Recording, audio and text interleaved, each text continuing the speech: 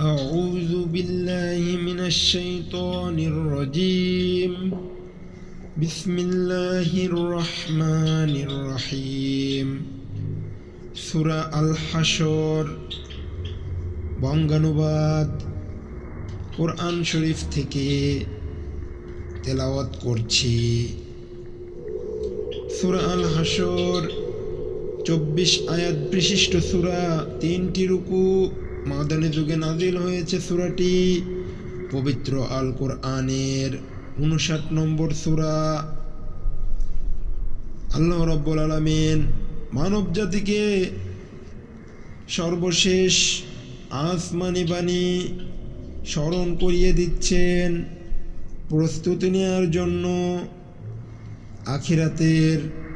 তিনি বলেন, 1 নম্বর আয়াত বঙ্গানুবাদ শুরু হচ্ছে, আসমান সমূহ ও জমিনে যা কিছু আছে তারা সবাই আল্লাহ পাকের পবিত্রতা ও মাহাত্ম্য ঘোষণা করছে। আল্লাহ পাক মহাপরাক্রমশালী ও প্রজ্ঞাময়। তিনি হচ্ছেন সেই মহান সত্তা যিনি আহলে কিতাবদের মাঝে যাদেরকে আল্লাহ অস্বীকার করেছে তাদের প্রথম নির্বাসনের দিনেই তাদের নিজ বাড়িঘর থেকে বের করে দিয়েছিলেন। অথচ তোমরা তো কখনো কল্পনাও করনি যে ওরা কোনোদিন এ শহর থেকে বেরিয়ে যাবে। তারা নিজেরাও চিন্তা করেনি, তারা তো বরং ভেবেছিল তাদের দুর্ভেদ্য দুর্গগুলো তাদের আল্লাহ পাকের বাহিনী থেকে বাঁচিয়ে দিবে। কিন্তু এমন এক দিক থেকে আল্লাহর পাকরাও এসে তাদের ধরে ফেলল, যা ছিল তাদের কল্পনার বাহিরে। আল্লাহ সে পাকরাও তাদের অন্তরে প্রচণ্ড ভীতির সঞ্চার করলো। ফলে তারা নিজেদের হাত দিয়েই এবং কিছু কিছু ক্ষেত্রে মুমিনদের হাত দিয়ে নিজেদের বাড়িঘর ধ্বংস করে দিল। অতএব হে চক্ষুমান ব্যক্তিরা, এই সব ঘটনা থেকে তোমরা শিক্ষা গ্রহণ করো। যদি আল্লাহ পাক ওদের উপর নির্বাসিত করার সিদ্ধান্ত বসিয়ে না দিতেন, তাহলে পূর্বের জাতিসমূহের মতো তিনি তাদের এ দুনিয়ায় রেখেই কঠোর শাস্তি দিতে পারতেন। অবশ্য তাদের জন্য পরকালে দোজখের আগুন তো প্রস্তুত রয়েছেই। ওটা এজন্যই রাখা হয়েছে যে তারা আল্লাহ পাক ও তার রাসূলের সুস্পষ্ট বিরুদ্ধাচরণ করেছিল। আর যে কেউই আল্লাহর বিরোধিতা করে তার জানা উচিত আল্লাহ পাক শাস্তি দানের ব্যাপারে অত্যন্ত কঠোর। এ সময় তোমরা সেই সব খেজুর গাছ কেটে ফেলেছিলে এবং যেগুলো না কেটে তার মূলের উপর দাঁড়িয়ে থাকতে দিয়েছ, তা অসঙ্গত ছিল না, বরং তা ছিল সম্পূর্ণ আল্লাহ পাকের অনুমতি ক্রমেই। আর আল্লাহ পাক অনুমতি এ কারণেই দিয়েছেন যেন তিনি এর দ্বারা নাফরমানদেরকে অপমানিত করতে পারেন। এ ঘটনার ফলে আল্লাহ পাক যেই সব ধন সম্পদ তাদের কাছ থেকে নিয়ে তার রাসূলকে দিয়েছেন তা ছিল তার এক অনুগ্রহ। তোমরা তো এগুলো পাওয়ার জন্য কোনো ঘোড়ায় কিংবা উষ্ট্রে আহরণ করে যুদ্ধ করনি। আসলে আল্লাহ পাক যার উপর চান তার উপর তাকে তার রাসূলকে কর্তৃত্ব প্রদান করে থাকেন। আর আল্লাহ পাক সর্ববিষয়ে সর্বশক্তিমান। আল্লাহ পাক ধন সম্পদের যা কিছু সেই জনপদের মানুষদের কাছ থেকে নিয়ে তার রাসূলকে দিয়েছেন তা হচ্ছে আল্লাহর জন্য, তার রাসূলের জন্য, রাসূলের আত্মীয় স্বজন, ইয়াতীম, মিসকিন ও পথচারীদের জন্য। সম্পদ তোমরা এমনভাবে বন্টন করবে যেন তা কেবল তোমাদের সমাজের বিত্তশালী লোকদের মাঝেই আবর্তিত না হয়, এবং আল্লাহর রাসূল তোমাদের যা কিছু অনুমতি দেয় তা গ্রহণ করো এবং সে যা কিছু থেকে নিষেধ করে তা থেকে বিরত থাকো। আল্লাহ পাককেই ভয় করো, নিশ্চয় আল্লাহ পাক কঠোর শাস্তিদাতা। এ সম্পদ সেই সব অভাবগ্রস্ত মুহাজিরদের জন্য যাদের আল্লাহর উপর ঈমানের কারণে নিজেদের ভিটে মাটি ও সহায় সম্পদ থেকে উচ্ছেদ করে দেওয়া হয়েছে, অথচ এ লোকগুলো আল্লাহর অনুগ্রহ ও তার সন্তুষ্টি হাসিল করতে চায়। আল্লাহ পাক ও তার রাসূলের সাহায্য সহযোগিতায় তৎপর থাকে। মূলত এ লোকগুলোই হচ্ছে সত্রাশ্রয়ী। আল্লাহ পাক ও তার রাসূলের সাহায্য সহযোগিতার তৎপর থাকে। মূলত এ লোকগুলোই হচ্ছে সত্রাশ্রয়ী। এ সম্পদে তাদের অংশ রয়েছে যারা মুহাজিরদের আগমনের আগ থেকেই এ জনপদকে নিজেদের নির্বাস বানিয়েছিল এবং যারা এদের আসার আগেই ঈমান এনেছিল। আর ওদের রয়েছে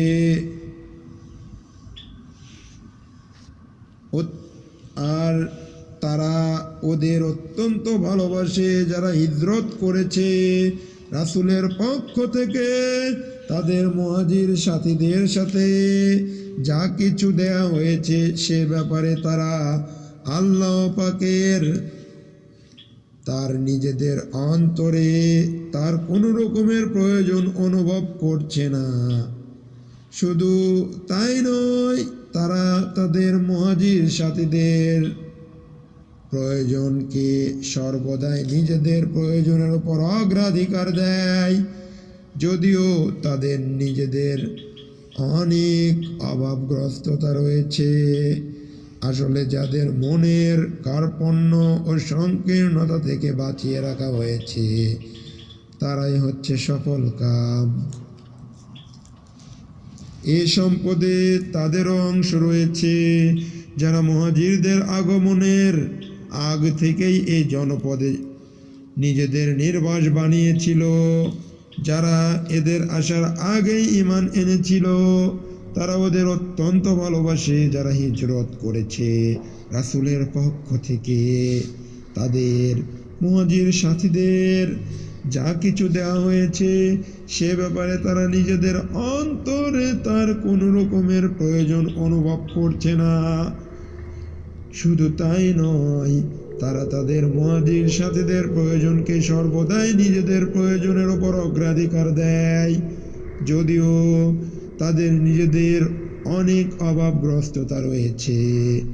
আসলে যাদের মনের কার্পণ্য ও সংকীর্ণতা থেকে বাঁচিয়ে রাখা হয়েছে, আসলে যাদেরকে মনের কার্পণ্য ও সংকীর্ণতা থেকে বাঁচিয়ে রাখা হয়েছে তারাই হচ্ছে সফল কাম।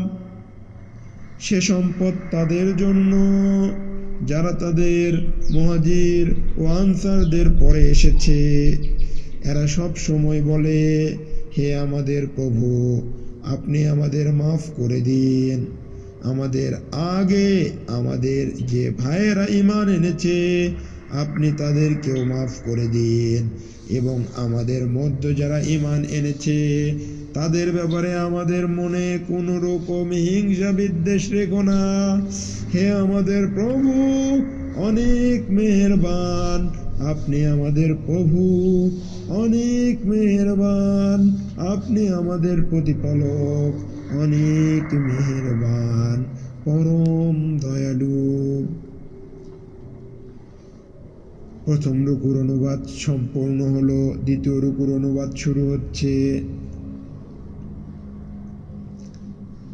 আল্লাহ রাব্বুল আলামিন এভাবে শুরু করছেন, হে রাসূল, আপনি কি সেসব মুনাফিকদের ব্যবহার লক্ষ্য করেননি যারা তাদের কাফের আহলে কিতাব ভাইদের বলে, যদি তোমাদের কখনো এই জনপদ থেকে বের করে দেওয়া হয়, তবে আমরা তোমাদের সাথে একাত্মতা দেখিয়ে এখান থেকে বেরিয়ে যাব এবং তোমাদের স্বার্থের বেলায় আমরা কখনো অন্য কারো আনুগত্য করব না।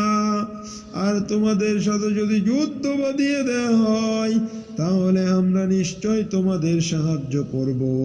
কিন্তু আল্লাহ পাক নিজেই সাক্ষ্য দিচ্ছেন, এরা নিঃসন্দেহে কপট মিথ্যাবাদী। সত্য কথা হচ্ছে, যদি তাদের বের করেই দেয়া হয়, তাহলে এরা কখনো তাদের সাথে বের হবে না। আবার যুদ্ধে আক্রান্ত হলে এরা তাদের কোনো প্রকার সাহায্যও করবে না। যদি এরা তাদের সাহায্য করে, তবুও নিঃসন্দেহে এরা পৃষ্ঠ প্রদর্শন করবে। অতঃপর এ লোকদের আর কোনো উপায়ে কোনো সাহায্য করা হবে না। আসলে এদের অন্তরে আল্লাহর চাইতে তোমাদের ভয় বেশি বড় হয়ে বসে আছে। এর কারণ হচ্ছে, এরা এমন একটি জাতি যারা আসল কথাই বুঝতে পারে না। এরা কখনো ঐক্যবদ্ধ হয়েও তোমাদের সাথে যুদ্ধ করতে আসবে না। যদি করেও তা করবে অবশ্য কোনো সুরক্ষিত জনপদের ভিতর বসে অথবা নিরাপদ পাঁচিলের আড়াল থেকে। আসলে তাদের নিজেদের পারস্পরিক শত্রুতা খুবই মারাত্মক। আপনি তো ওদের মনে করিয়েন এরা বুঝি ঐক্যবদ্ধ, কিন্তু মোটেই তা নয়। এদের অন্তর হচ্ছে বহুতা বিভক্ত, কারণ এরা হচ্ছে নির্বোধ জাতি। এদের অবস্থা সেই আগের লোকদের মতো, যারা মাত্র কিছুদিন আগে নিজেদের কৃতকর্মের পরিমাপ হিসেবে বিতাড়িত হবার শাস্তি ভোগ করছে। তাছাড়া আখিরাতেও এদের জন্য কঠিন শাস্তি রয়েছে। এদের আরেকটি তুলনা হচ্ছে শয়তানের মতো। শয়তান এসে যখন মানুষদের বলে, প্রথমে আল্লাহকে অস্বীকার করো, অতঃপর সত্যি যখন সে আল্লাহকে অস্বীকার করে, তখন মুহূর্তেই সে বল পাল্টে ফেলে এবং বলে, আমার সাথে তোমার কোনো সম্পর্ক নেই, আমি নিজে সৃষ্টি লোকের প্রভু আল্লাহ পাককে ভয় করি। অতঃপর শয়তান ও তার অনুসারী এ দুজনের পরিণাম হবে দোজখ। সেখানে তারা চিরদিন থাকবে, আর এটাই হচ্ছে অত্যাচারীদের শাস্তি।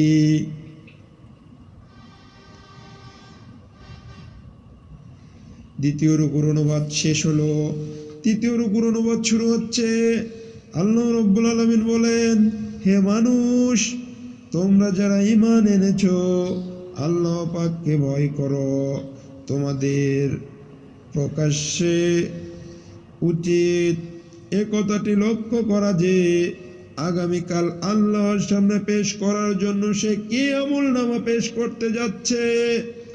তোমরা আল্লাহকে ভয় করতে থাকো। অবশ্যই তোমরা যা কিছু করছো আল্লাহ পাক তার পূর্ণাঙ্গ খবর রাখেন। তোমরা তাদের মতো হয়ো না যারা দুনিয়ার ফাঁদে পড়ে আল্লাহকে ভুলে গেছে, এবং এর ফলে আল্লাহ পাক তাদের নিজ নিজ অবস্থা ভুলিয়ে দিয়েছেন। আসলে এরা হচ্ছে আল্লাহর নাফরমান, দোজখের অধিবাসী ও বেহেশতের অধিবাসী কখনো এক হতে পারে না, কেননা বেহেশতবাসীরাই সফল কাম। আমি যদি এ কোরআনকে কোনো পাহাড়ের ওপর অবতীর্ণ করতাম, তাহলে আপনি নিশ্চয় তাকে দেখতেন কিভাবে তা বিনীত হয়ে আল্লাহর ভয়ে বিদীর্ণ হয়ে পড়ছে।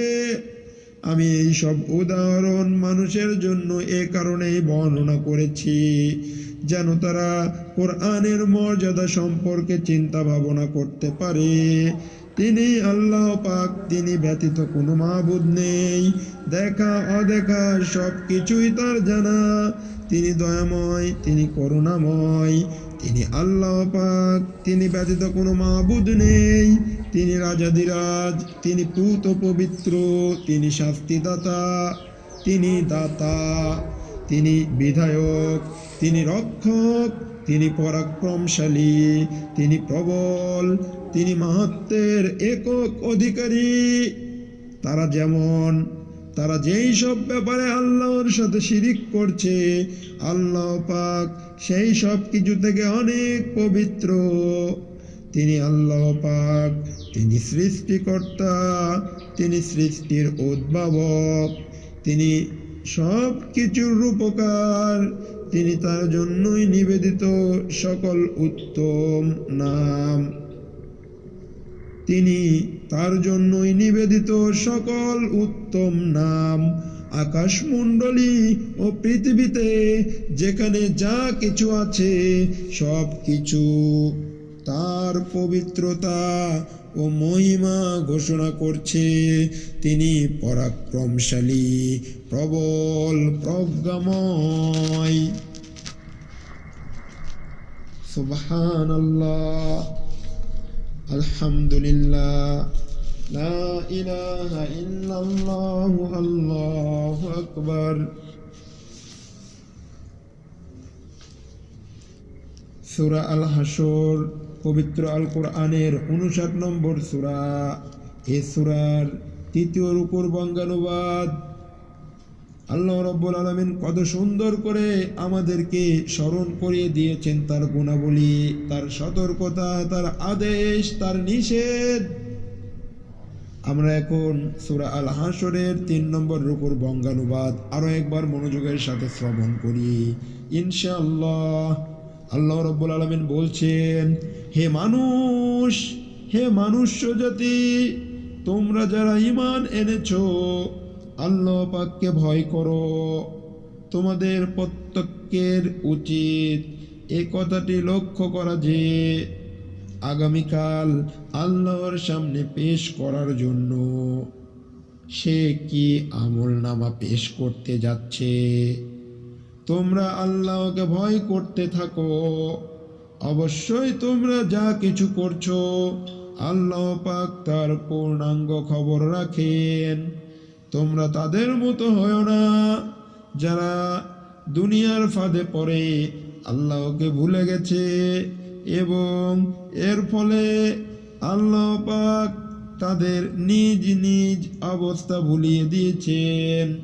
আসলে এরা হচ্ছেন আল্লাহর নাফরমান, দোজখের অধিবাসী ও বেহেশতের অধিবাসী। কখনো এক হতে পারে না, কেননা বেহেশতবাসীরাই সফল কাম। আমি যদি এই কোরআনকে কোনো পাহাড়ের উপর অবতীর্ণ করতাম, তাহলে আপনি নিশ্চয় তাকে দেখতেন কিভাবে তা বিদীর্ণ হয়ে আল্লাহর ভয়ে বিদীর্ণ হয়ে পড়ছে, কিভাবে তা বিনীত হয়ে আল্লাহর ভয়ে বিদীর্ণ হয়ে পড়ছে। আমি এই সব উদাহরণ মানুষের জন্য এ কারণে বর্ণনা করছি যেন তারা কোরআনের মর্যাদা সম্পর্কে চিন্তা ভাবনা করতে পারে।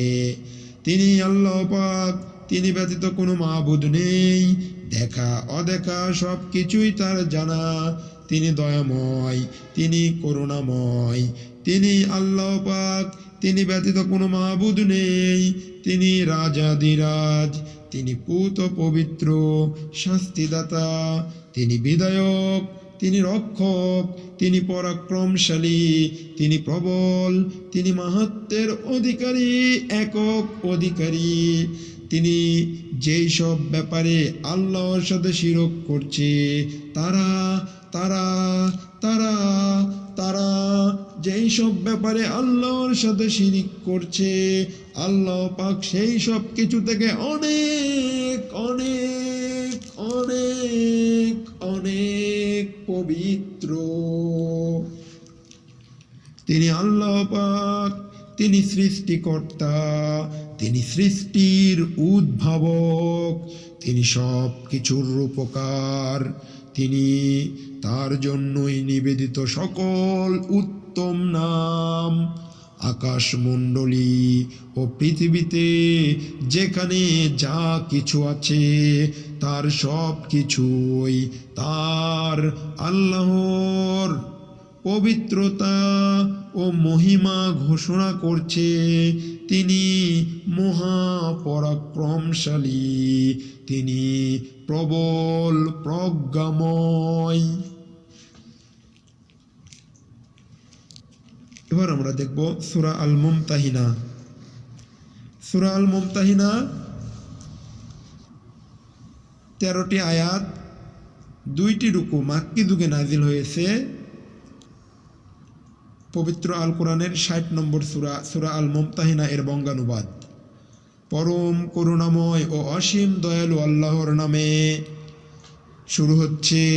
হে ঈমানদার ব্যক্তিরা, তোমরা কখনো আমার ও তোমাদের শত্রুদেরকে নিজেদের বন্ধু হিসেবে গ্রহণ করবে না। এটা কেমন কথা যে তোমরা তাদের প্রতি বন্ধুত্ব দেখাচ্ছ, অথচ তোমাদের কাছে যে সত্য দিন এসেছে তারা তা অস্বীকার করছে। তারা আল্লাহর রাসূল এবং তোমাদের জন্মভূমি থেকে বের করে দিচ্ছে শুধু এ কারণে তোমরা তোমাদের প্রভু আল্লাহর উপর ঈমান এনেছো। যদি তোমরা সত্যিই আমার পথে জিহাদ ও আমার সন্তুষ্টি অর্জনের লক্ষ্যে ঘরবাড়ি থেকে বেরিয়ে থাকো, তাহলে কিভাবে তোমরা চুপে চুপে তাদের সাথে আবার বন্ধুত্ব করতে পারো? তোমরা যে কাজ গোপনে করো আর যে কাজ প্রকাশ্যে করো আমি তা সম্যক অবগত আছি। তোমাদের মধ্যে যদি কেউ শত্রুদের সাথে গোপনে বন্ধুত্ব করার এই কাজটি করে, তাহলে বুঝতে হবে সে দিনের সরল পথ থেকে বিচ্যুত হয়ে গেছে। অথচ এরা যদি তোমাদের কাবু করতে পারে, তাহলে এরা তোমাদের শত্রুতে পরিণত হবে। শুধু তারাই নয়, এরা নিজেদের হাত ও কথা দিয়ে তোমাদের ক্ষতি সাধন করবে। আসলে এরা তো এটাই চায় যে তোমরা তাদের মতো কাফের হয়ে যাও। কিয়ামতের দিন তোমাদের আত্মীয় স্বজন ও সন্তান সন্ততি তোমাদের কোনো উপকারে আসবে না। সেদিন আল্লাহ পাক তোমাদের মাঝে বিচারের ফয়সালা করে দেবেন। তোমরা যা করো আল্লাহ পাক তারপর সব কিছু দেখেন। আল্লাহ পাক তার সব কিছুই দেখেন। তোমাদের জন্য ইব্রাহিম আলাইহিস সালাম ও তার অনুসারীদের ঘটনার মাঝে রয়েছে অনুকরণযোগ্য আদর্শ।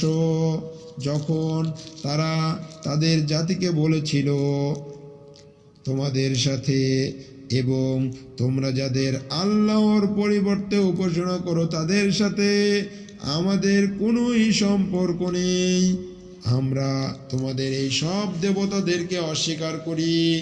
এ কারণেই আমাদের ও তোমাদের মাঝে চিরদিনের জন্য এক শত্রুতা ও বিদ্বেষ শুরু হয়ে গেল।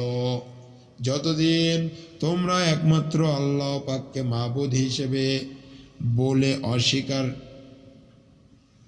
একমাত্র আল্লাহ পাককে মাবুদ বলে স্বীকার হয়ে গেলে, যতদিন তোমরা একমাত্র আল্লাহ পাককে মাবুদ বলে স্বীকার না করবে। কিন্তু এ ব্যাপারে ইব্রাহিমের পিতার উদ্দেশ্যে বলা এ কথাটি ব্যতিক্রম। যখন সে বলেছিল, আমি আপনার জন্য আল্লাহর দরবারে নিশ্চয় ক্ষমা প্রার্থনা করব, অবশ্যই আল্লাহর নিকট থেকে ক্ষমা আদায় করার আমার কোনো ইখতিয়ার নেই। ইব্রাহিম ও তার অনুসারীরা বলল, হে আমাদের প্রভু, আমরা তো কেবল আপনার উপর ভরসা করেছি এবং আমরা আপনার দিকেই ফিরে এসেছি এবং আমাদের তো আপনার দিকেই ফিরে যেতে হবে। হে আমাদের প্রভু, তুমি আমাদের জীবনকে কাফেরদের নিপীড়নের নিশানা বানিও না। হে আমাদের প্রভু, তুমি আমাদের পাপ খাতা ক্ষমা করে দাও। নিশ্চয় তুমি পরম ক্ষমাশীল, নিশ্চয় তুমি মহাপরাক্রমশালী, পরম কৌশলী। তাদের জীবন চরিত্রের মাঝে নিশ্চয় তোমাদের জন্য এবং সে লোকদের জন্য অনুকরণযোগ্য আদর্শ রয়েছে, যে ব্যক্তি আল্লাহ পাক এবং শেষ বিচারের দিনে কিছু পাবার আশা রাখে। আর যদি কেউ আল্লাহ পাক থেকে মুখ ফিরিয়ে নেয়, সে যেন জেনে রাখে আল্লাহ পাক কারো মুখাপেক্ষী নন এবং তিনি সকল প্রশংসার প্রভু। আলহামদুলিল্লাহ, ইনশাআল্লাহ। সূরা আল মুমতাহিনার প্রথম রুকুর বঙ্গানুবাদ শেষ হলো, কত উত্তম। দ্বিতীয় রুকুর বঙ্গানুবাদ শুরু হচ্ছে। এটা সম্ভবত কিছু নয়, এটা অসম্ভব কিছু নয়। আল্লাহ পাক তোমাদের এবং যাদের সাথে আজ তোমাদের শত্রুতা সৃষ্টি হয়েছে তাদের মাঝে একদিন বন্ধুত্ব সৃষ্টি করে দেবেন। আল্লাহ পাক তো সব করতে পারেন। আল্লাহ পাক মহা ক্ষমাশীল, পরম দয়ালু। যারা দিনের ব্যাপারে তোমাদের বিরুদ্ধে যুদ্ধ করেনি এবং কখনো তোমাদের নিজেদের বাড়ি ঘর থেকে বের করে দেয়নি, তাদের প্রতি দয়া দেখাতে ও তাদের সাথে ন্যায় আচরণ করতে আল্লাহ পাক কখনো নিষেধ করেন না। নিশ্চয় আল্লাহ পাক ন্যায় পরায়ণদেরকে ভালোবাসেন। আল্লাহ পাক কেবল তাদের সাথেই বন্ধুত্ব করতে নিষেধ করেন যারা দিনের ব্যাপারে তোমাদের সাথে যুদ্ধ করছে এবং একই কারণে তোমাদের তাদের ভিটেমাটি থেকে উচ্ছেদ করে দিয়েছে এবং তোমাদের উচ্ছেদ করার ব্যাপারে একে অন্যকে সাহায্য সহযোগিতা করেছে। এরা পরও যারা তাদের সাথে বন্ধুত্ব করবে তারা নিশ্চয় অত্যাচারী। হে ঈমানদার ব্যক্তিরা, যখন কোনো ঈমানদার নারী হিজরত করে তোমাদের কাছে আসে, তখন তোমরা তাদের ঈমানের ব্যাপারটা ভালো করে পরীক্ষা করে নিও, যদিও তাদের ঈমানের বিষয়টা আল্লাহ পাক ভালো করেই জানেন।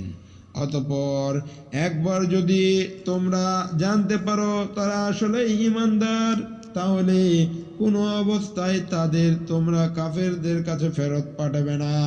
কারণ যারা ঈমানদার নারী তারা তাদের কাফের স্বামীদের জন্য আর কোনো অবস্থায় হালাল নয়, এবং যারা কাফের তারাও তাদের ঈমানদার স্ত্রীদের জন্য হালাল নয়। তবে এমন হলে তোমরা তাদের আগের স্বামীদের দেয়া মহারানার অংশ ফেরত দিয়ে দিও। অতঃপর তোমরা কেউ যদি তাদের বিয়ে করো তাহলে এতে তোমাদের কোনো পাপ হবে না। অবশ্য তোমাদের এজন্য তাদের মোহর আদায় করে দিতে হবে। একইভাবে তোমরাও কাফের নারীদের সাথে দাম্পত্য সম্পর্ক বজায় রেখো না। এক্ষেত্রে তোমরা তাদের যে মোহর দিয়েছ তা তাদের থেকে চেয়ে নাও। একই নিয়মে যারা কাফের স্বামী তারা তাদের মুসলমান স্ত্রীদের যে মোহর দিয়েছে তাও ফেরত চেয়ে নেবে। এটাই হলো আল্লাহর বিধান। এভাবেই তিনি তোমাদের মাঝে এই বিষয়টি ফয়সালা করে দিয়েছেন। আর আল্লাহ পাক মহাজ্ঞানী ও পরম কৌশলী। তোমাদের স্ত্রীদের মধ্যে কেউ যদি তোমাদের হাত ছাড়া হয়ে কাফেরদের কাছে চলে যায়, পরে যখন সুযোগ আসবে তখন যারা তাদের হাত ছাড়া হয়ে গেছে তারা যে পরিমাণ মোহর দিয়েছে তোমরাও তার সমপরিমাণ মোহর আদায় করে দেবে। তোমরা সে আল্লাহ পাককে ভয় করো যার উপর তোমরা ঈমান এনেছো। আমা তৌফিক ইল্লা বিল্লাহ, ইনশাআল্লাহ। হে নবী, যখন কোনো ঈমানদার নারী আপনার কাছে আসবে এবং এই বলে আপনার কাছে আনুগত্যের কসম করবে তারা আল্লাহর সাথে কাউকে শরিক করবে না, চুরি করবে না, ব্যভিচার করবে না, নিজেদের সন্তানদের হত্যা করবে না, নিজ হাত ও নিজ পায়ের মাঝখান সংক্রান্ত বিষয় তথা অন্যের ওরসজাত সন্তানকে নিজের স্বামীর বলে দাবি করবে না, মারাত্মক অভিযোগে অভিযুক্ত হয়ে আসবে না এবং কোনো সৎ কাজে আপনার নাফরমানি করবে না।